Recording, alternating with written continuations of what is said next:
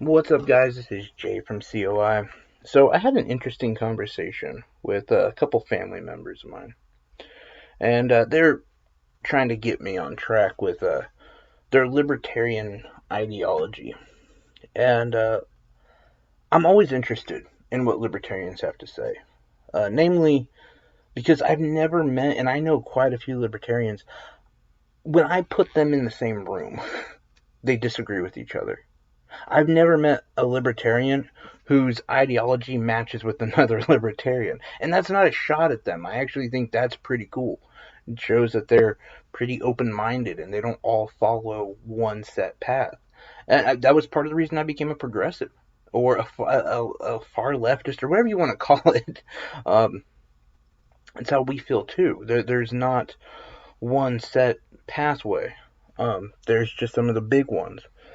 So I ask them the same thing I always ask them, and that is, okay, well, how do we do this? And the first thing they say is we need, taxation is theft. Should be no taxation. That's not all of them. Some of them are like, no, we're okay with taxation as long as there's representation. I said, well, there's representation now. There is. I mean, you just may not like where it goes, but there is representation. But they are more on the no taxes. Do away with taxes, everything will fix itself. I didn't even get into the infrastructure question because that's where you go next. What about our roads, our bridges, things like that? Our bridges and roads are already dilapidated and completely underfunded, and those are all paid for by a tax that is put on your gas, and that hasn't been raised since 1993. So they're actually what I think at a 39% decrease when you uh, uh, add inflation and things like that to your math there, and so that's why our bridges and roads are completely going to crap. So how do you fix it without taxes? But I didn't want to get into infrastructure. That one's pretty complex and hard to answer. As you can see, our current system can't pay to get them fixed. Um, so I asked them about the big one. What about the people who need the social safety nets? What do we do? And all of them basically came forth with the same thing. Um, if people aren't willing to do for themselves, then they won't make it. Okay, what about their kids? Their kids should be in school. They shouldn't be worried about making money. What about the people who are sick? What about the people who have issues that you can't really understand until you have them? Things like PTSD, um,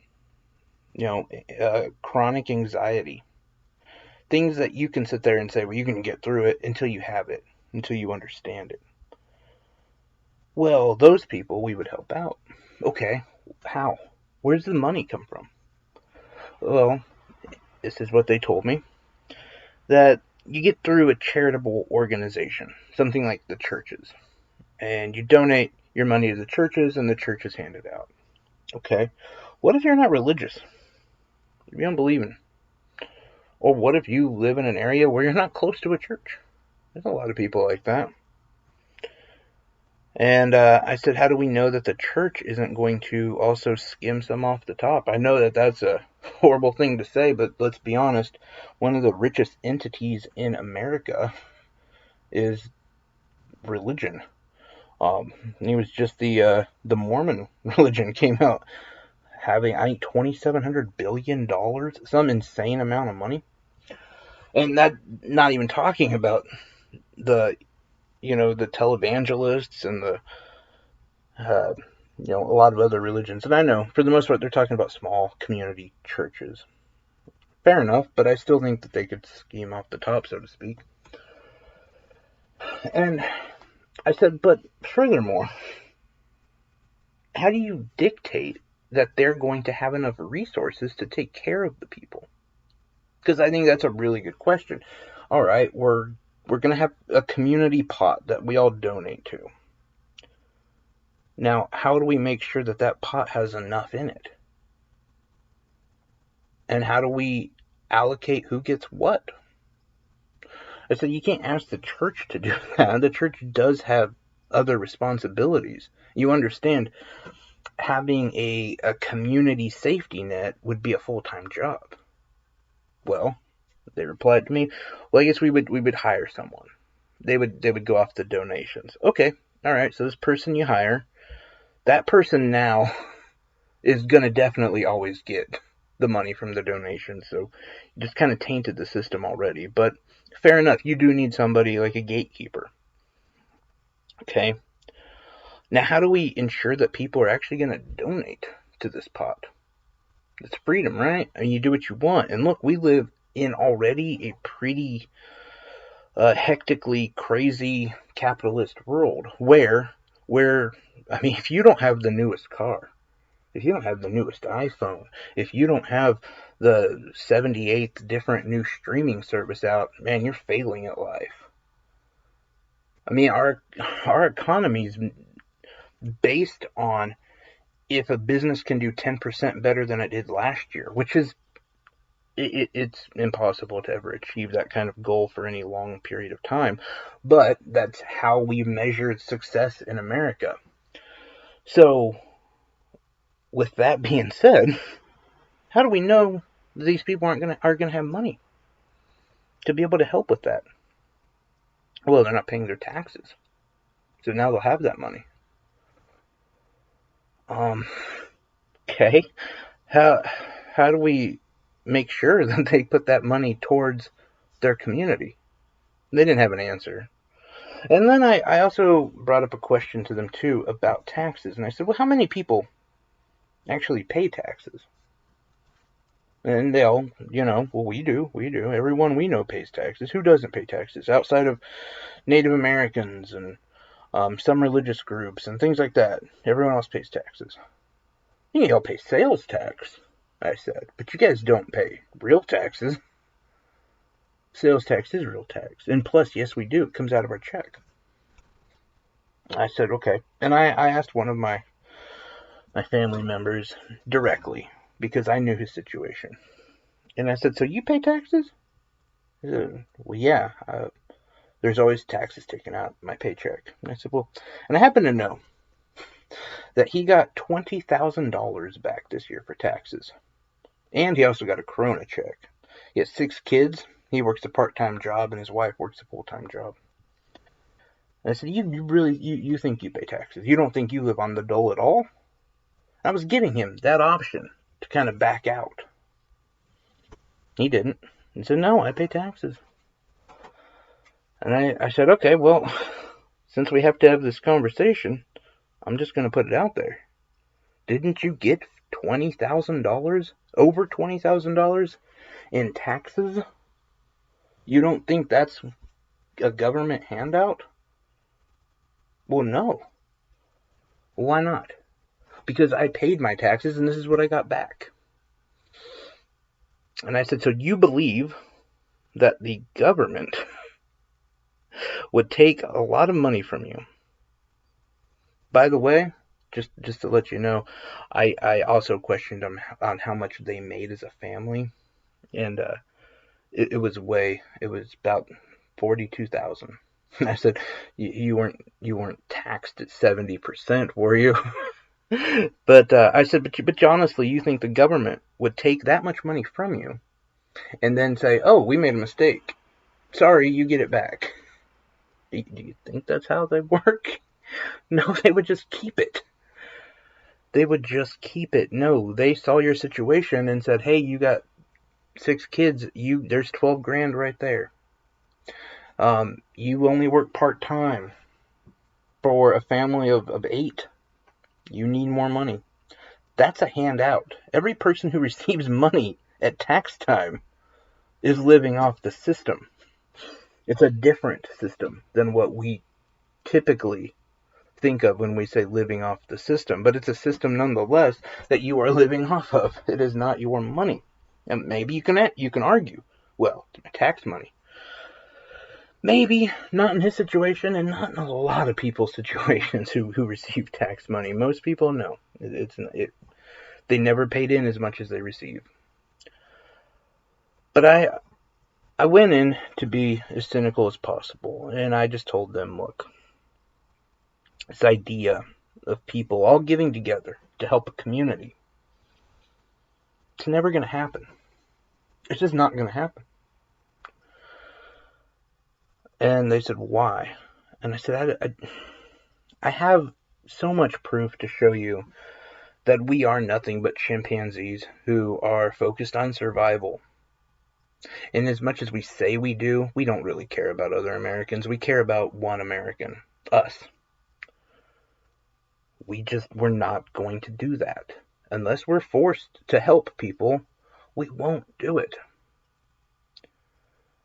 And I was deemed cynical and and negative and everything else.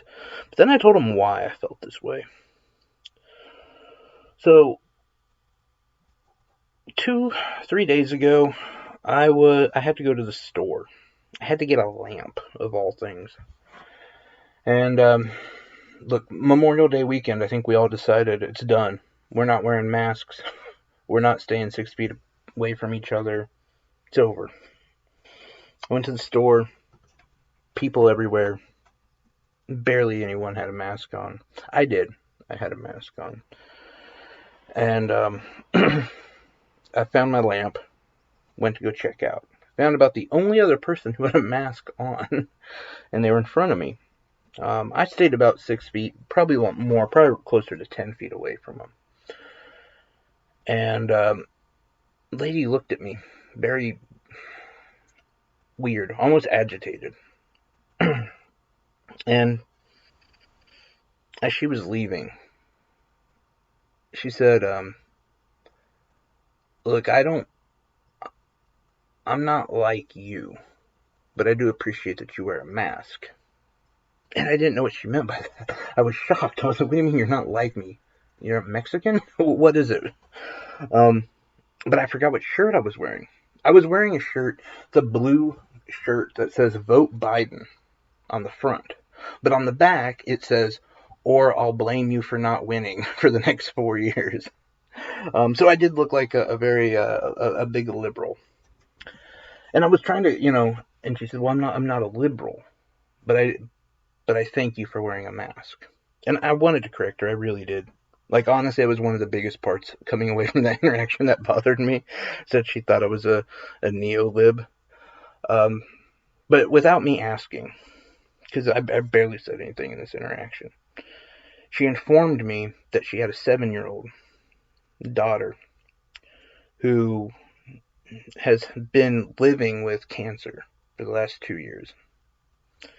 And that she doesn't fear getting any sort of virus or the flu herself, but she is deathly afraid of giving that to her daughter and killing her. And it made me see things in a much different light. It really did. Because that's where we can start right now, helping community.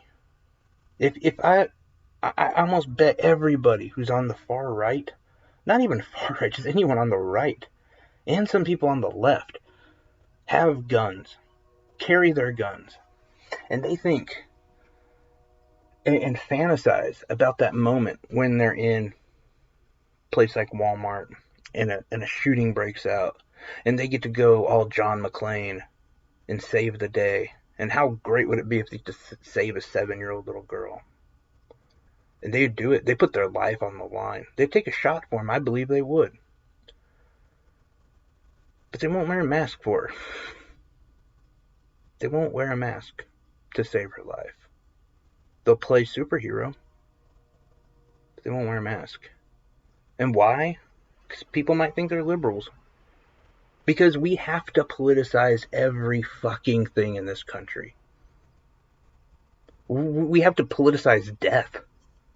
I mean, what the fuck have those two sides done to give in so much power to everything we have that we literally cannot take a shit without it being either Republican shit or a Democrat shit?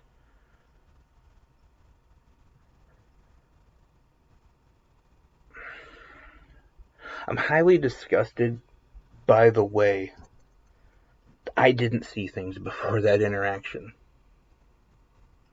I knew it was politicized. But the fact that this woman had to announce, I'm not a liberal, but thank you for wearing a mask. The fact that some people vote for Trump or people are going to vote for Biden could kill her daughter because of a stupid mask. And by the way, it is Trump. It's not, because most other Republicans are saying wear a fucking mask. And I'm not on here to tell you to wear it, don't wear it. I'm telling you that if you care about your community, if you would do enough for some utopian society where you would provide a safety net for people, maybe it's time you start earning their trust. Because politicizing things that could kill them, politicizing everything, is not helping build trust at all. In fact, all it's saying is, I'm part of this team, and if you're not, fuck you. Yeah, I don't really trust that person. Because the minute I don't think like they do, they're going to just blow everything up. They're going to be against every program. How are we really supposed to work on community building when we don't have a community to build? And all of that, by the way, stems from Democrat, Republican. And we've given them that power. Now, I could turn this whole thing into those same choices, that same ideology is why we have this day off. Because that same ideology is why we went into just about every single war. Very few escaped that. But it was either Democrat, Republican. And we are here, I guess, celebrating the lives of a bunch of dead soldiers. But that's pretty easy to connect. It really is about, if you do want some libertarian society, instead of thinking about what the left or the right says, you should think about what's best for your community. And look, I'm not in here to say we should be all in on COVID. I think we did a massive overreaction right now. I think we need to open up. I think we need to be smart about it. I think we still need to stay 6 feet away from each other. Hell, I would appreciate if people stay 10 feet away from me, to be honest. But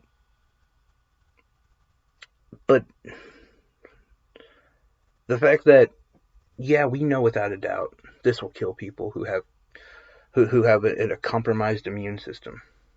And to say, well, that's my choice.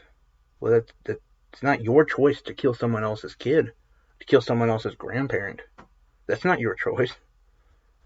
Unless you're God. All I'm saying is moving forward, I think we all need to unplug from legacy media, and we need to think about what's best for our community and the people in our community. Building up a trust that says, I don't really care what a president says. I care how it's going to affect my neighborhood. I care how it's going to affect my town. Because they don't give a shit about our communities. Maybe we should. Anyway, guys, I hope you're having a safe and fun and happy Memorial Day while I sit here stewing and ranting about bullshit. I truly appreciate all of you guys, though. And, yeah, anyway, take care, guys. Have a good one.